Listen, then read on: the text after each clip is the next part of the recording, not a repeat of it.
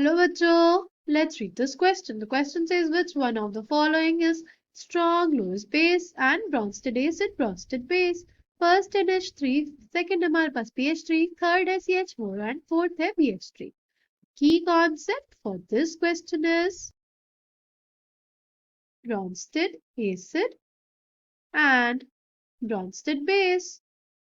क्या होता है हमारे पास Bronsted acid और क्या होता है Bronsted base, हम लोग वो देखेंगे और फिर हम लोग देखेंगे लुईस बेस. ठीक है, तो हमारे पास है Bronsted substance which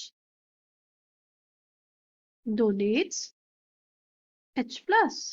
उसको हम लोग बोलते हैं Bronsted acid. Bronsted base की अगर हम लोग बात करें, Bronsted base हमारे पास वो सब्सटेंस होता है which accepts H plus.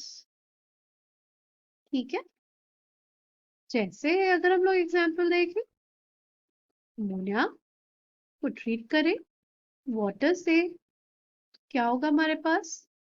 हमारे पास आ जाएगा NH4 प्लस और OH माइनस. तो जो वाटर है उसने क्या किया, इसने अपना H प्लस गिव अप किया, तो ये किसकी तरह बिहेव करेगा? ये हमारे एसिड की तरह बिहेव करेगा. ब्रॉन्स्टेड एसिड होगा ये.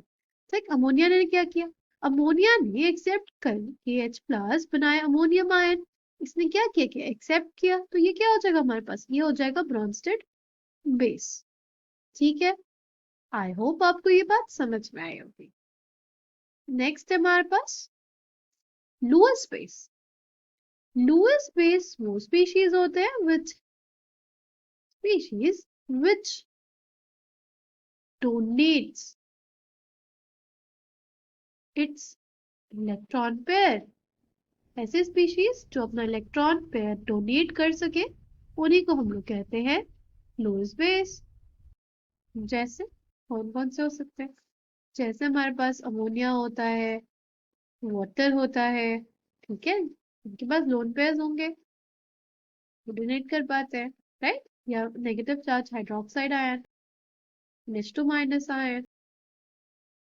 हाँ, अगर हम लोग का जो ऑप्शन दिए गए उसको देखें तो पहले हम लोग देखते हैं CH4. ये बताओ CH4 जो है हमारा, ये कैसा कंपाउंड है? ये एक इलेक्ट्रॉन प्रिसाइज कंपाउंड है. ठीक है, ये कैसा कंपाउंड है? एक इलेक्ट्रॉन प्रिसाइज हाइड्राइड है.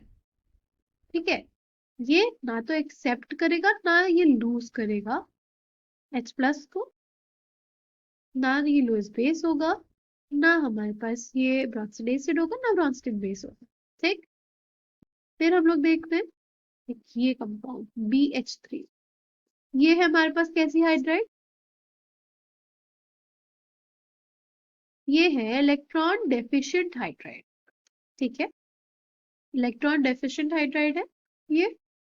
तो इसके पास ना एक वेकेंट ऑर्बिटल प्रेजेंट रहता है. ऐसी स्पीशीज जिनके पास वेकेंट ऑर्बिटल होगा और वो एक्सेप्ट कर सकते हैं इलेक्ट्रॉन पेयर, उनको हम लोग बोलते हैं क्या? Lewis acid. ठीक है, BH3 क्या होता है हमारे पास? BH3 एक लुईस एसिड होता है. क्यों होता है Lewis acid? Because it has vacant orbital and it can accept electron pair. ये जो इलेक्ट्रॉन पेयर को एक्सेप्ट करेंगे वो हमारे पास लूज. फिर नेक्स्ट एग्जांपल देखते हैं हम लोग. नेक्स्ट ऑप्शन हमारा PH3. PH3 में हमारे पास क्वेश्चन में बोला था वो लुईस बेस होना चाहिए, वो हमारा ब्रॉन्स्टेड एसिड होना चाहिए और ब्रॉन्स्टेड बेस होना चाहिए. तो देखो PH3 के पास क्या लोन पेयर्स ऑफ इलेक्ट्रॉन्स है, तो ये क्या होगा? लुईस बेस तो होगा हमारे पास. ठीक, पर हमें देखना होगा ब्रॉन्स्टेड एसिड और ब्रॉन्स्टेड बेस के बारे में. ब्रॉन्स्टेड एसिड होगा तो क्या करेगा?